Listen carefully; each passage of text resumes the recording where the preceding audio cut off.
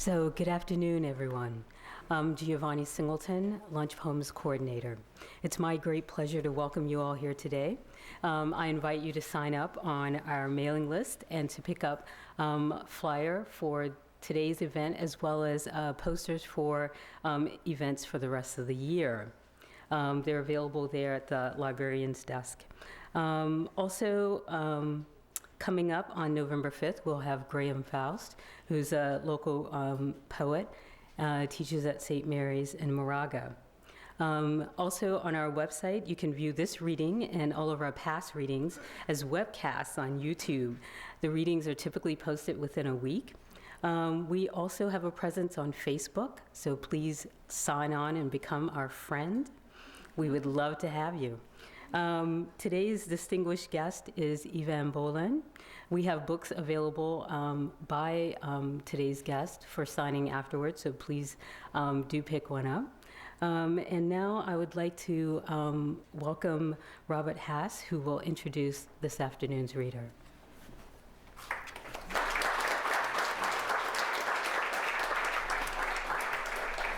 Thanks, Giovanni. Thank you all for coming. Just remind you quickly that the next 2 weeks of the next two fall readings in the series, the next reading is by Graham Faust, a youngish Bay Area poet who is the director of the creative writing program, MFA program at St. Mary's College. I read with him in San Francisco, and the young guy who was curating the book series, who had a lot of facial metal, described Graham Faust as his idea of Mr. Cool in American poetry. He will give you a sense of what he's like. And then this, of course, is a very special event today.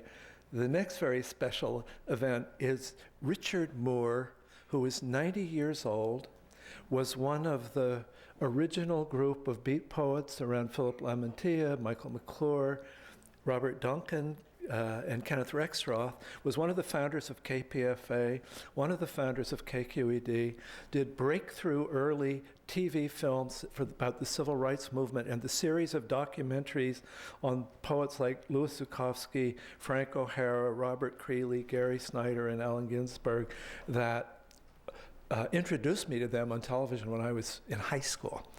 And he's just published his first book of poems, a collected poems with UC Press. It might not be out by the time of the December reading, but we're going to celebrate him on the 1st of December. He's quite an amazing man, so please show up. Yvonne Boland is just an amazing poet, and she's often introduced as the feminist Irish poet, which is serious pigeonholing.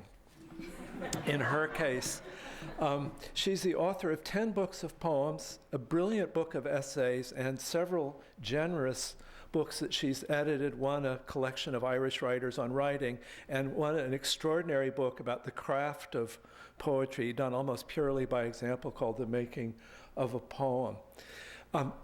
I picked up the other day a new anthology of essays about our Berkeley poet, Tom Gunn, and flipping through it, I found an essay that I hadn't seen before by Yvonne and started reading it, and had this sense again, after reading several of the others, which I thought were, okay, oh yeah, there's this other thing about her. She has a lucid, clear, unmistakable intelligence that she turns toward any subject she touches.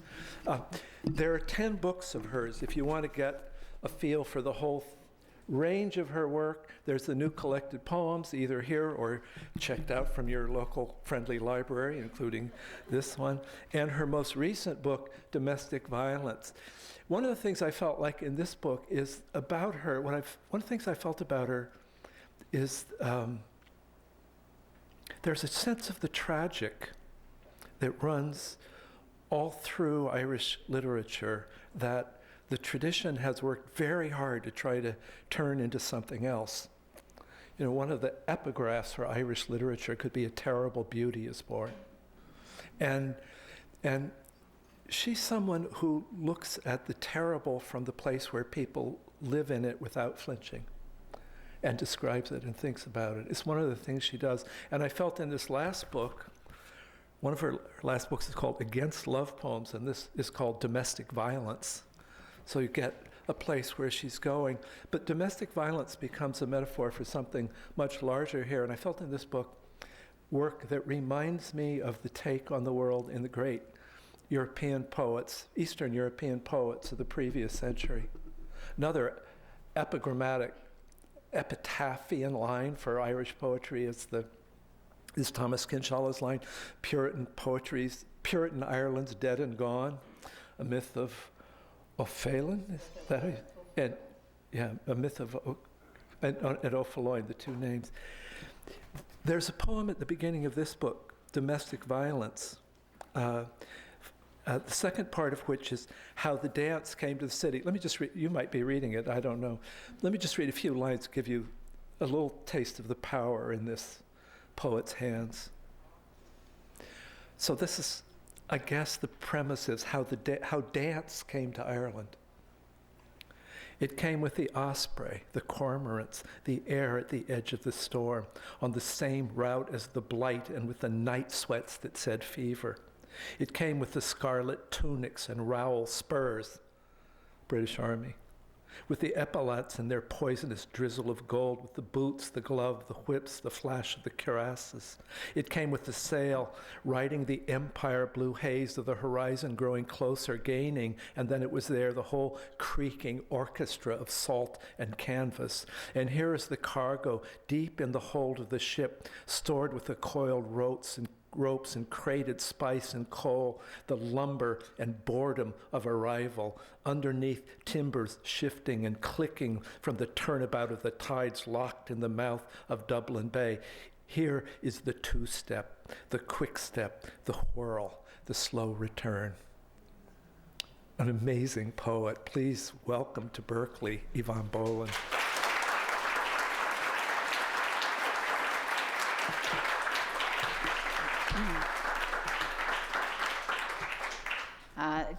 I'm delighted to be here and to thank, first of all, Giovanni Singleton for all the arranging that she did, and to thank Bob Haas for the very kind introduction. There is no bigger hero in contemporary poetry to me than Bob Haas, for all that he has written, all that he does, but above all that he does to make that conversation so rich and so generous about poetry.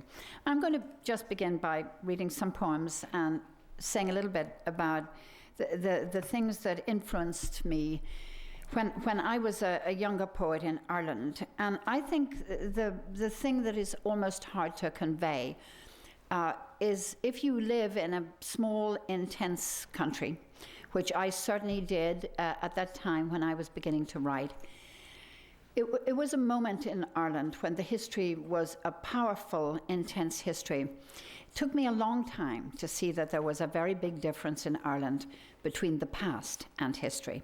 That history was an official version and a version of heroes, but that the past was a place of really shadows and whispers and failures and defeats. As time went on, that rift seemed to me bigger and bigger. And I wrote this poem, I suppose, at the end of that sense of things in myself. It's a poem called Quarantine. It comes from a sentence in a book called Mushkil Féin, which was published at the start of the 20th century, a man remembering a very small village, Carrickstyre in West Cork, where the famine hit hard. Two young people left their cabin, walked back in the cold from the workhouse, and they went to that cabin and were found dead in the morning, but he had tried to warm her feet as she died. And they go into those sentences for about 4 clauses, and they vanish. This is called Quarantine. In the worst hour of the worst season of the worst year of a whole people, a man set out from the workhouse with his wife. He was walking, they were both walking north. She was sick with famine fever and could not keep up. He lifted her and put her on his back. He walked like that, west and north, until at nightfall, under freezing stars, they arrived. In the morning, they were both found dead, of cold, of hunger, of the toxins of a whole history. but her feet were held against his breastbone. The last heat of his flesh was his last gift to her. Let no love poem ever come to this threshold. There is no place here for the inexact praise of the easy graces and sensuality of the body. There is only time for this merciless inventory. Their death together in the winter of 1847, also what they suffered, how they lived, and what there is between a man and woman, and in which darkness it can best be proved. The other poem that really, I suppose, addressed this for me, I mean, this was part of a conversation inside myself that happened in trying to, work out what it means to be a poet from a small country, what it means to be a poet from a powerful history, how we give a name to something or suddenly find that something is unnamed. This is a poem called That the Science of Cartography is Limited. And it comes from, my husband comes from the middle of the country, from County Meath. Meath and Mayo were both two counties in which you find something in Ireland called Famine Roads. And these are the roads which, during the terrible famine of 1847, the British sent over these committees to decide what relief to give to the poor and starving Irish. And they would only give them food in return for work. And of course, they had no strength to work. And sometimes when you look down in the woods there, you see these roads give out into nothing, where the people died building them. But they don't show up on a map, and that's what this poem is. That the science of cartography is limited, and not simply by the fact that this shading of forest cannot show the fragrance of balsam, the gloom of cypresses, is what I wish to prove. When you and I were first in love, we drove to the borders of Connacht and entered a wood there. Look down, you said. This was once a famine road.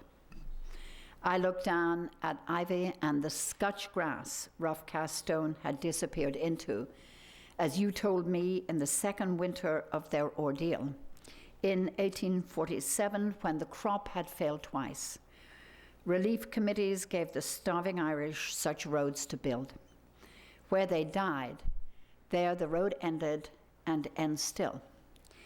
And when I take down the map of this island, it is never so. I can say here is the masterful, the apt rendering of the spherical as flat, nor an ingenious design which persuades a curve into a plane, but to tell myself again that the line which says woodland and cries hunger and gives out among sweet pine and cypress and finds no horizon will not be there. Now, I'm lucky enough to teach at Stanford University, which Bob Haas is such a distinguished graduate, as well as from here. But, I would put it as a co-favorite job. It is a co-favorite, if you can have that. And the reason I say that is because another favorite job at the time that I got it was a very odd job that I got in Dublin in 1994. There is a big maternity hospital right in the middle of the city, and it's called Holles Street Hospital. And it's just a large, ugly, red brick building where, most of the city of Dublin has been born. And actually, when you look closely at it, it has another history. It is the hospital from which James Joyce wrote the Oxen of the Sun chapter. But you would have to go to a lot of rooms in that hospital to find a very small plaque to James Joyce. They don't like the chapter at all. So in 1994, they asked me to be their poet in residence because it was the centenary. And people in Dublin were interested in it, and they used to say to me, what are you doing at the National Maternity Hospital? What do you do there? Do you just go into the mothers and the babies? And I never went near the new mothers and the new babies because my children were born in that hospital, and just like the last thing I would have liked to see when they were born was the poet in residence. So. So this is a poem called The Pomegranate. It is the poem I wrote in that year. It was for my first daughter. Registered the surprise I'm sure many in the room have felt at having a child who turned into a teenager. And it also was to, built on the great myth of Ceres, whose child goes to the underworld, tries to get her back, gets her back for half the year, which is the myth of the seasons. But the child could have come back entirely if they'd eaten anything but to eat a pomegranate. The pomegranate. The only legend I have ever loved is the story of a daughter lost in hell and found and rescued there. Love and blackmail are the gist of it. Ceres and Persephone, the names. And the best thing about the legend is I can enter it anywhere and have. As a child in exile in a city of fogs and strange consonants, I read it first. And at first I was an exiled child in the crackling dusk of the underworld. The stars blighted. Later, I walked out in a summer twilight, searching for my daughter at bedtime. When she came running, I was ready to make any bargain to keep her. I carried her back past white beams and wasps and honey-scented buddleias. But I was Ceres then, and I knew winter was in store, for every leaf on every tree on that road was inescapable for each one we passed, and for me. It is winter, and the stars are hidden. I climb the stairs and stand where I can see my child asleep beside her teen magazines, her can of Coke, her plate of uncut fruit, the pomegranate. How did I forget it? She could have come home and been safe and ended the story and all our heartbroken searching. But she reached out a hand and plucked a pomegranate. She put out her hand and pulled down the French sound for apple and the noise of stone and the proof that even in the place of death, at the heart of legend, in the midst of rocks full of unshed tears, ready to be diamonds by the time the story was told, a child can be hungry. I could warn her there is still a chance. The rain is cold, the road is flint-colored, the suburb has cars and cable television. The veiled stars are above ground. It is another world. But what else can a mother give her daughter but such beautiful rifts in time? If I defer the grief, I will diminish the gift. The legend will be hers as well as mine. She will enter it as I have. She will wake up. She will hold the papery, flushed skin in her hand and to her lips, and I will say nothing. This is a new poem, and in some ways it tries to address something which I think a lot of writers are going to try to grapple with. The extraordinary changes that have come to Ireland in the last 20 years. We moved 30 years ago to a small, suburb just about 3.5 miles outside the centre. You can see inscribed in the neighbourhoods of Dublin the coherence and the incoherence that has come there. The troubles that have come, the so-called economic boom, which was so-called Celtic tiger, which turned out not to be an animal of that species at all, and the extraordinary collapse. And the many things, and this is called rereading Oliver Goldsmith's Deserted Village in the New Ireland. That strange poem that Oliver Goldsmith wrote, Sweet Auburn, loveliest village of the plain, partly built on the Irish memory of Lissoy, where he came from, partly built on the English villages. That sense of what do we do when we name a country? I look at our small neighborhood and I look at things and I wonder, what are we destroying by not giving them the name? Here's the poem. Well, not for years, at least not then and then. I never looked at it and never took it down. The place was changing, that much was plain. Land was sold, the little river was paved over with stone. Lilac went wild. Our neighbors opposite put out the for sale sign. And all the while I let Goldsmith's old lament remain where it was, high on my shelves stacked there at the back, dust collecting on its out-of-date, other century superannuated pain. A spring morning, the husbands and wives in the walled graveyard who brought peace to one another's bodies, are not separated. A first gleam of sunshine in Mulvey's builder's yard, but wait, Mulvey's hardware closed down years ago and the cemetery can't be seen from the road.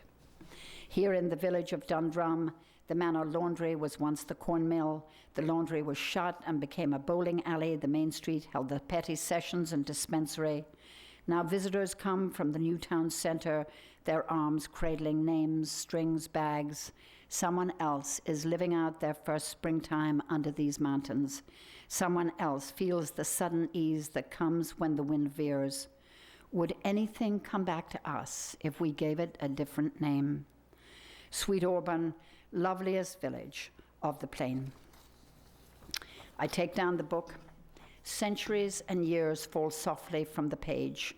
Sycamores, monasteries, a schoolhouse, and river-loving trees, their leaves casting iron-colored shadows, are falling and falling as the small town of Lissoy sinks deeper into sweet Augustan double talk and disappears. I wanted to read a poem which recognizes this, of course, wonderful library, but in fact, you know, it is a straightforward poem of marriage, and I just find it here and hope that it strikes an echo with someone. This is a poem that is called Thank It Be Fortune. It comes from Thomas Wyatt's wonderful poem, you know, Thank It Be Fortune, it hath been otherwise, different. In fact, Kevin and I married 40 years ago, and we had a kind of agreement which many married couples have. Kevin is a huge book collector. And, you know, those books had crept into a lot of rooms. And we had, I thought, all kinds of social and political treaties that they would not creep into other rooms, but they crept. And one day I found that they had just gone right to the edge of the bedroom, and they were, you know, neatly now stacked over the bed. And one day, you know, when I looked up, I saw that over the bed, as it happened, were all these stories of murders and love affairs, and, you know, so this is Thank It Be Fortune. Did we live a double life? I would have said we never envied the epic glory of the star-crossed. I would have said we learned by heart the code marriage makes of passion, duty, dailiness, routine. But after dark, when we went to bed, under the bitter fire of constellations, orderly, uninterested, and cold, at least in our case, in the bookshelves just above our heads, all through the hours of darkness, men and women wept, cursed, kept and broke faith and killed themselves for love. Then it was dawn again. Restored to ourselves, we woke early and lay together, listening to our child crying as if to birdsong, with ice on the windowsills and the grass eking out the last crooked hour of starlight.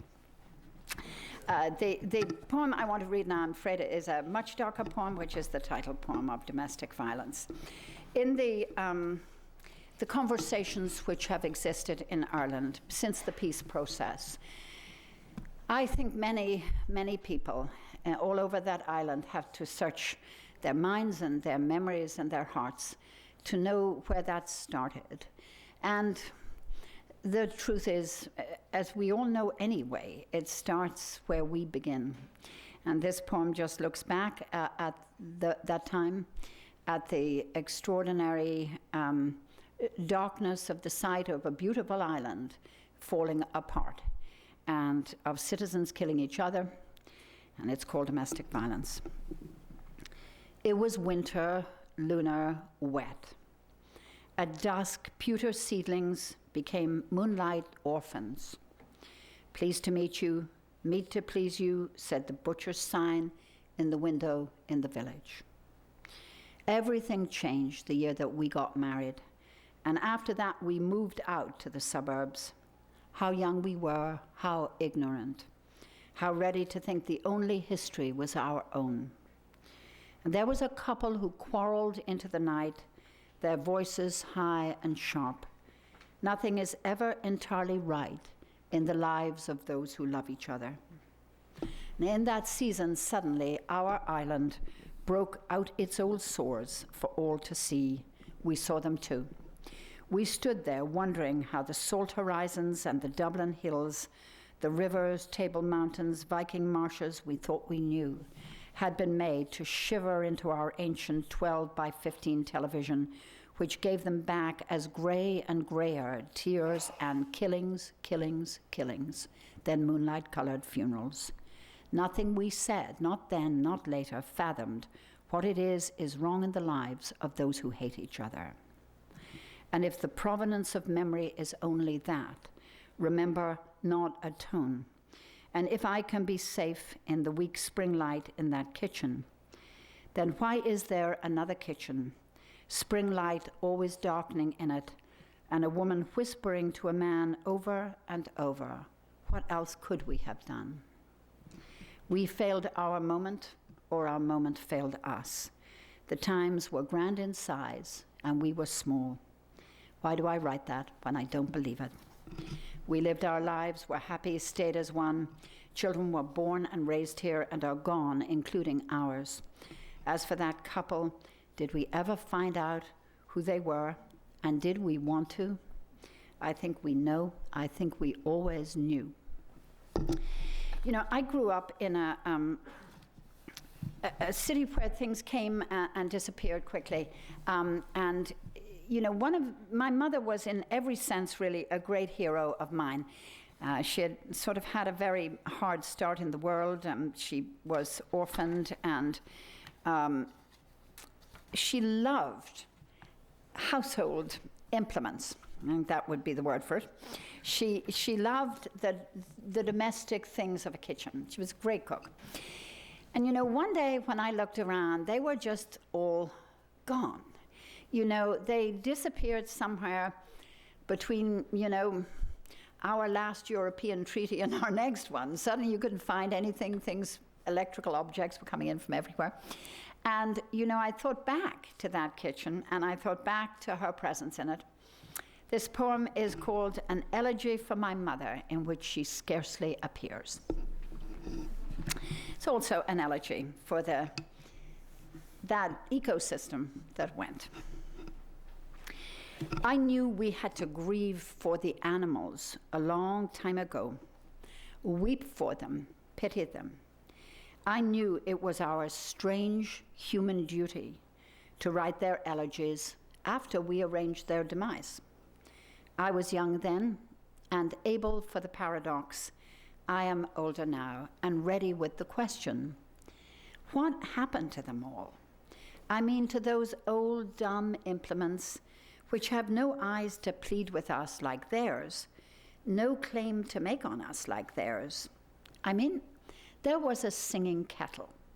I want to know why no one tagged its neck, or ringed the tin bass of its extinct design, or crouched to hear its rising shriek in winter, or wrote it down with the birds in their blue sleeves of air, torn away with the trees that sheltered them.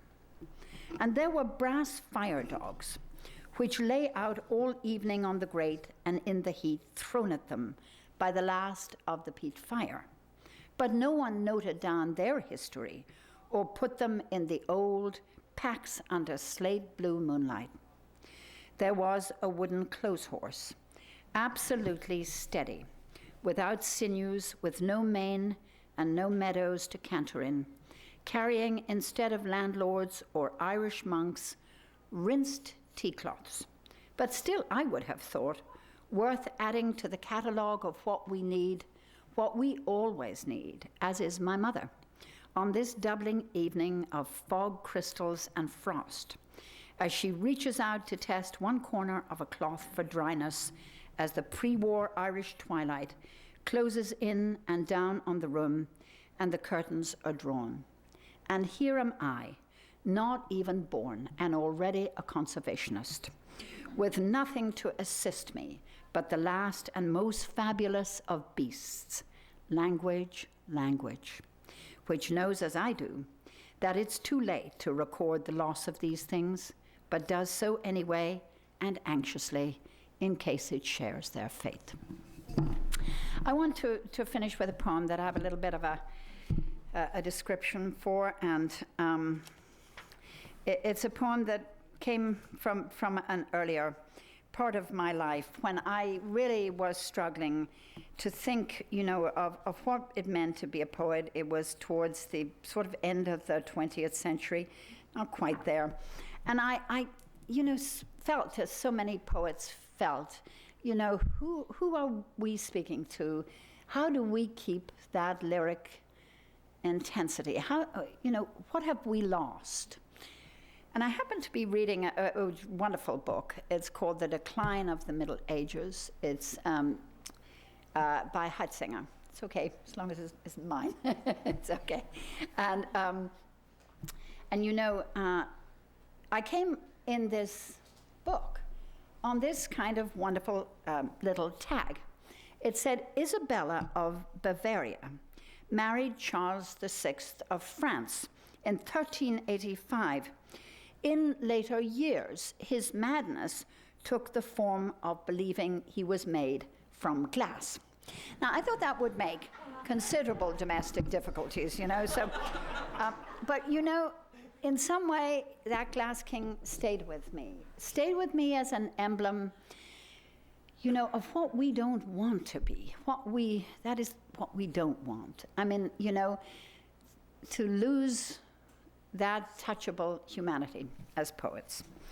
This is the Glass King.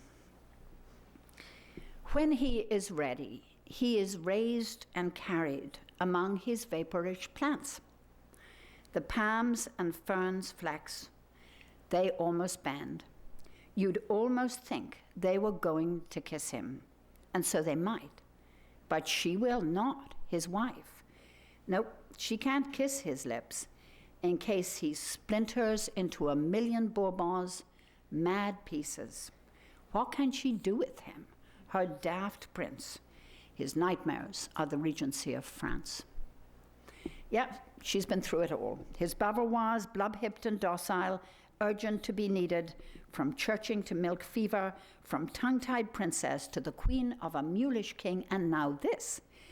They were each other's fantasy in youth, no splintering at all about that mouth when they were flesh and muscle, woman and man, fire and kindling. See that silk divan? Enough said. Now the times themselves are his asylum. These are the Middle Ages' sweet and savage era of the saving grace. Indulgences are two a penny. Under the stonesmith's hand, stone turns into lace. I need his hand now. Outside my window, October soaks the stone. You can hear it. You'd almost think the brick was drinking it. The rowan drips, and history waits and let it wait. I want no elsewheres. The clover-smelling, stove-warm air of autumn catches cold. The year turns, the leaves fall, the poem hesitates. If we could see ourselves, not as we do, in mirrors, self-deceptions, self-regardings, but as we ought to be, and as we have been, poets, lute stringers, makers and abettors of our necessary art, soothsayers of the ailment and disease of our time, sweet singers, truth-tellers, intercessors for self-knowledge. What would we think of these fantasiac, half-hearted penitents we have become at the sickbed of the century, hand-wringing elegists with an ill-concealed greed for the inheritance? My prince demented in a crystal past, a lost France, I elect you emblem and ancestor of our lyric.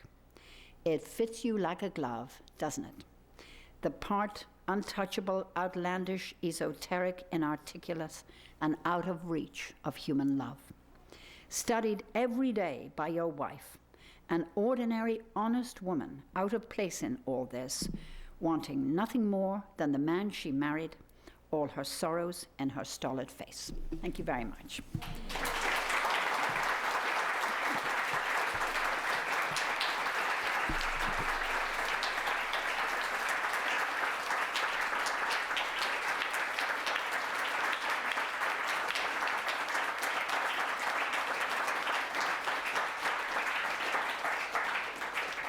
think that was a little bit more than lunch. What a feast.